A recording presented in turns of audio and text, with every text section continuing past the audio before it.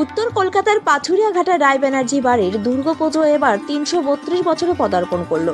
রবীন্দ্র সরণের পাশে বাড়ির ঠাকুর দালানে মহালয়ার দিন মায়ের চক্ষুদানের মধ্য দিয়ে শুরু হলো ১০ দিনের শারদীয় উৎসবের।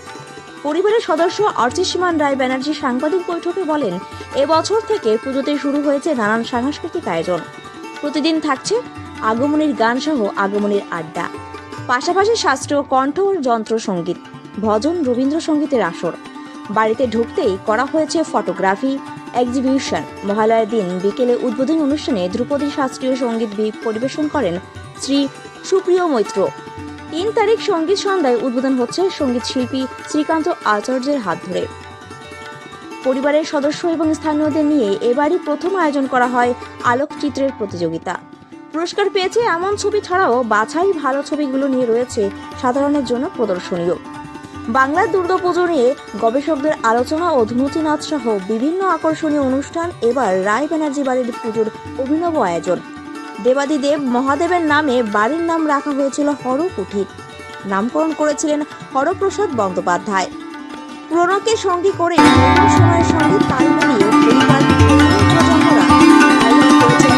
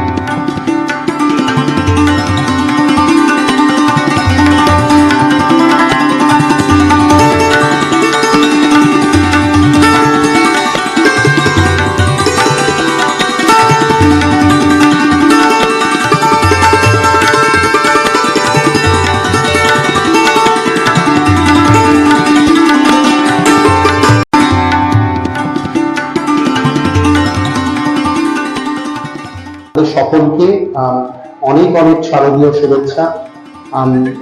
এই যে মায়ের পবিত্র চক্ষুদান হলো এবং তার সাথে ধ্রুপদ গান হলো, সাথে রয়েছে এটি আমার বাড়ি, যে পবিত্র ঠাকুর দালানে আমরা পেছনে দেখতে পাচ্ছি মায়ের পবিত্র চক্ষুদান হলো এক্ষুনি আমাদের তাপস পাল কৃষ্ণনগরে, যিনি আমাদের বংশ পরম্পরায় পঞ্চম পুরুষ যিনি চক্ষুদান করছেন।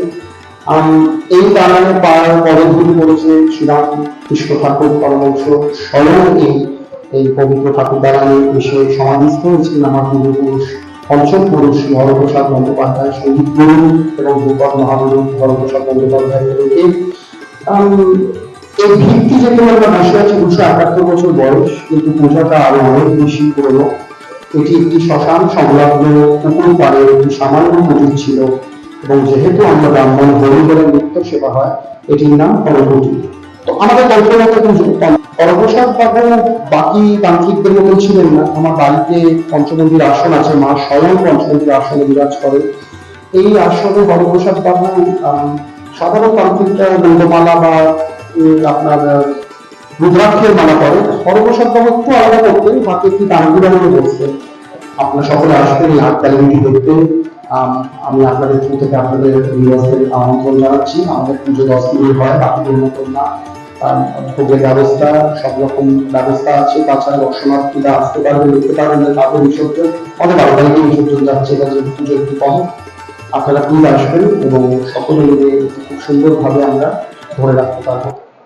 সুস্থ থাকতে কে না চায়, কিন্তু দিনের পর দিন সুস্থ থাকতে চাইলেও যেন সুস্থ থাকা আর হয়ে উঠছে না। কারণ বিভিন্ন জায়গা থেকে সুস্থ হয়ে যাবেন এমন প্রতিশ্রুতি পেলেও মেলেনি কোনো সুধা। আপনি ভাবছেন কোথায় যাবেন, কিভাবে সুস্থ থাকবেন, এমন নানা প্রশ্নের সম্মুখীন হচ্ছেন। কিন্তু ভাবুন তো, এমন কোনো ডাক্তারবাবুর সন্ধান যদি আমরা দিই আপনাকে, যেখানে গেলে আপনি ম্যাজিকের মতো সুস্থ হয়ে যাবেন, কেমন হবে? হ্যাঁ, আপনি ঠিকই শুনেছেন, চিন্তার কোনো কারণ নেই, সেই সন্ধান দেব আমরা আপনাকে। কথায় আছে ডাক্তার হলো ভগবান, তবে সেই ভগবানের সন্ধান কজন পায়? আজ আমরা এমন একজন ডাক্তারবাবুর অর্থাৎ ডক্টর সন্তুদের সঙ্গে পরিচয় করিয়ে দেব, যেখানে রোগী ম্যাজিকের মতো সুস্থ হয়ে যান।